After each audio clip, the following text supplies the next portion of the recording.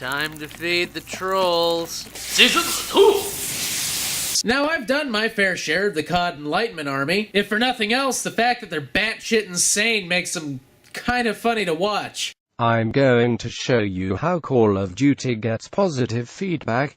Oh, I cannot wait for you to enlighten me on the subject matter of the Call of Duty Enlightenment Army. You see, Activision was the one who came up with the idea Call of Duty, the first FPS obviously. Quite an interesting story, actually. You see, a lot of the lesser gamer developers decided to use their time machines to steal the idea of COD and go back in time and build the original games. You see, in the original timeline, we'll call it Timeline Alpha. Video games and computing and electronics just kind of sprung up in the late 1990s through magic. You see, it was the final attempt by God to prove to us that the Earth does in fact not move. But the evil, devil-possessed lesser gamers somehow track down this magic and use it to form what's called a temporal sigil. Using this temporal sigil, they went back in time to the 70s and 80s and early 90s. But then the god of ice cream began to rain down chocolate sprinkles. Because you see,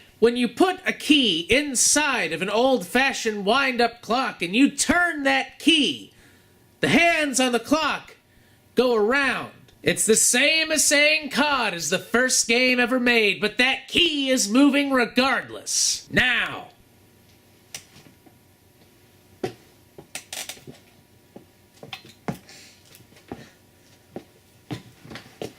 down to business. Activision is our god, and IntelligentCODFanboy is Messias. Does this mean IntelligentCODFanboy is gonna be nailed to a cross? This cross totally rips off COD! These nails are just a rip-off of COD bullets! This wood rips off COD too! Because in Call of Duty, there's wood in the game, and now I'm nailed to wood, and that's a rip-off of Call of Duty! Call of Duty was the first cross! Activision gave ICF a copy of Call of Duty and asked him to show the world what a real game is. Really? That's kinda weird, since IntelligentCODFanboy joined YouTube in 2011. Wait a minute. Wait.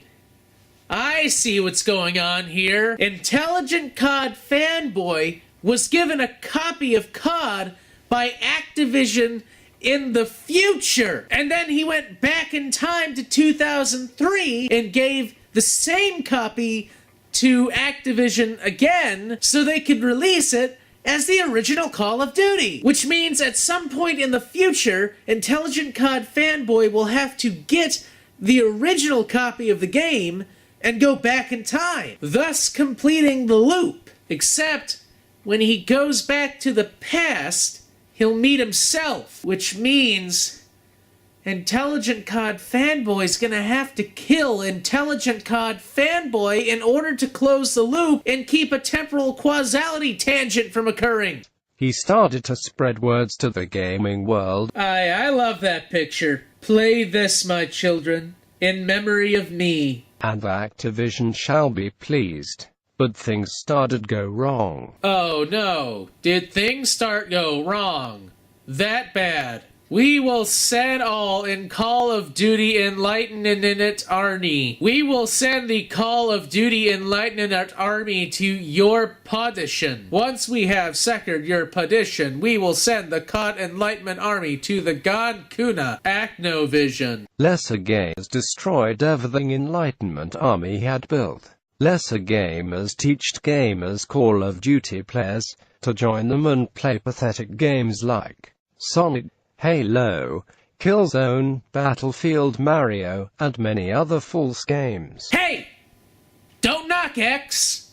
X is a great game! X helped me through a lot of hard times, you asshole! I play X every day! In fact, COD rips off X, because in some of the subtitles, there's an X right there. Did they get permission to use X's logo? Bunch of stealing motherfuckers at Activision probably thought no one would notice, but I noticed ripping off X. X is the best game since Y! It didn't took long before Enlightenment Army became stronger than before. My God! They're slightly in shape! Since nobody want to accept that COD is the only game, and was the first FPS ever created. However, Activision gave IntelligentCODFanboy and Call of Duty copy. Alright guys, how can we promote this new game? I got it! We give our game to a sociopath. Time to feed the trolls. Season 2! Now, I've got to do this again.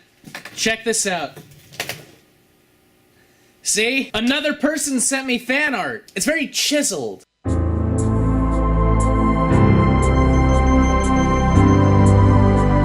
Wow, she sure looks happy, doesn't she? Standing there with her arms crossed, just looking off into the distance. What is it supposed to be? Is she like looking off into the distance at a gay couple going, "Dirty sodomites, I hate them"? I'm not here to rally against what the government legislates. Yes, you are. Now I can't dictate one's life and who they call soulmate. Exactly. You can't. So shut the fuck up about it. The excuse to state that sexual orientation originates at birth is a tactic to eliminate the debate that every person has the power to regulate the choices that they make. No, it's a fucking fact. The fact that you're even bringing it up is merely a side effect that people like you seem to exhibit now that it's become evident that society, at least in the US, is moving on without you. Despite your opinion, it's always a choice with whom you fornicate.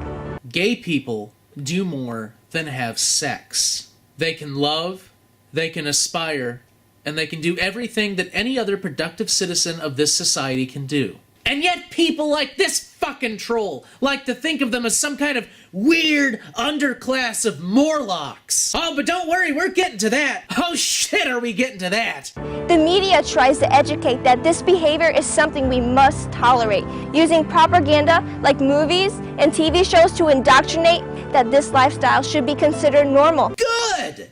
It should be considered normal. This is not to discriminate.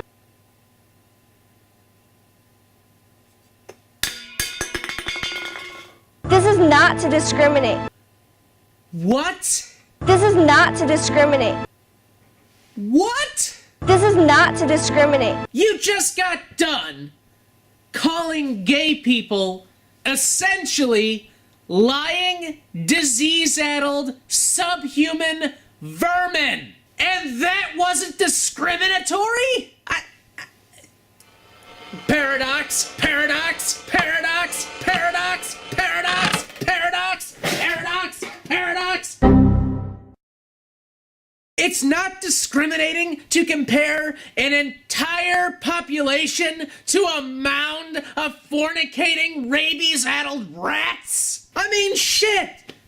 They can't marry. You advocate for discrimination. You cannot say that you advocate for discrimination and it not be discriminatory. This is like dividing by zero. You just can't do it. And to advocate for this lifestyle is considered love, and to go against it is labeled hate. It's like they don't see what's at stake until it's too late. Ah, yes. And please tell us, young lady, with your vast life experience, what's at stake for a bunch of gay people who just want to, I don't know, live a life that's happy. You know, a life where they feel accepted and not like there's some kind of second-class citizen that is better seen and not heard. In the end, there are two gates, one that is golden and one that separates. So what's it gonna be? Your mate or your fate? Ah, that's an easy question. Your mate.